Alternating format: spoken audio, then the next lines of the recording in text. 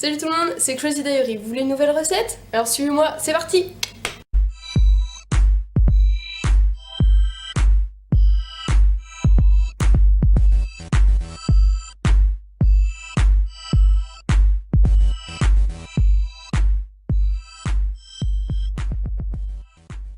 Aujourd'hui je vous propose une recette assez simple, c'est un gâteau au yaourt.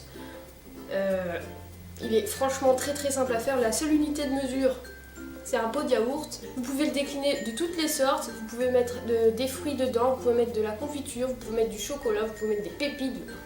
Là il est nature, je vous présente le gâteau au yaourt de base et ensuite vous en faites ce que vous voulez, vous pouvez le revisiter comme vous voulez. Il vous faut du coup un yaourt nature, la marque on s'en fout.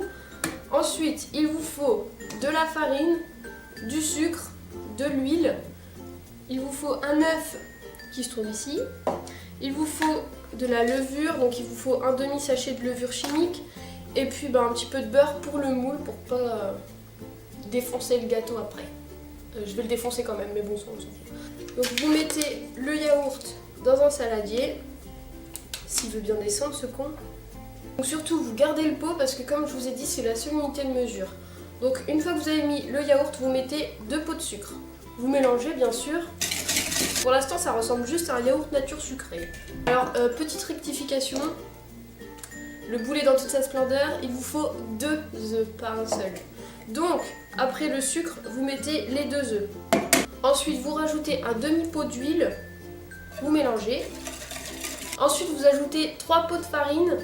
À ce stade-là, vous pouvez jeter le pot, il est vraiment dégueulasse. Vous mélangez. Ensuite vous ajoutez un demi-sachet de levure. Et vous mélangez. Donc vous devez avoir une pâte assez lisse et homogène. Voilà, ça doit couler comme ça. La préparation est terminée. Comme je vous ai dit, c'est un gâteau super simple à faire.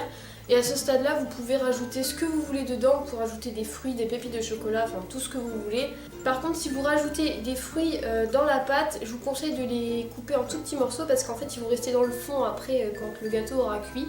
Maintenant, vous préchauffez votre four à 180 degrés. Alors, une petite étape que je vous conseille, c'est de beurrer le moule parce que sinon, quand vous allez le démouler, il va se casser. De toute façon, moi, même quand je le beurre, je pète le gâteau. Donc, une fois que vous avez beurré le moule, vous mettez la préparation dans le moule. Donc une fois que c'est prêt, vous pouvez le mettre dans le four pendant à peu près 30 minutes. Surtout surveillez la cuisson avec la pointe d'un couteau, vous venez de temps en temps dans le gâteau. Hein, Bonjour. Alors ça y est, mon gâteau est sorti du four.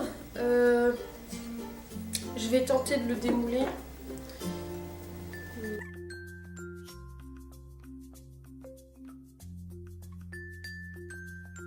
Bref, j'arrive pas à le démouler, alors je vais vous montrer à quoi il ressemble. Voilà, ça doit ressembler à ça, un gâteau tout con, voilà, tout simple. Donc, cette vidéo est terminée, j'espère que je vais réussir à le démouler, parce que là, c'est mal barré. Dites-moi en commentaire si ça vous a plu, si vous avez une idée de recette à me faire tester, comme ça je teste en même temps que vous.